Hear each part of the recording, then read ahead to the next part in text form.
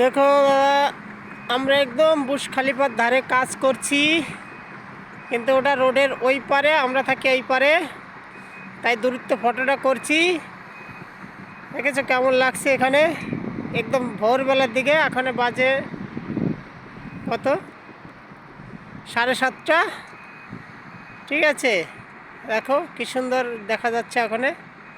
আজকে রবিবার, এখানে লোকজন এমনি কম চলাফেরা করছে, তার জন্য এই ফটোটা করছি। আমাদের কোম্পানিরও লোকজন কম আছে, না হলে এই ফটো মোটো করতে দেয় না, খুব মুশকিল।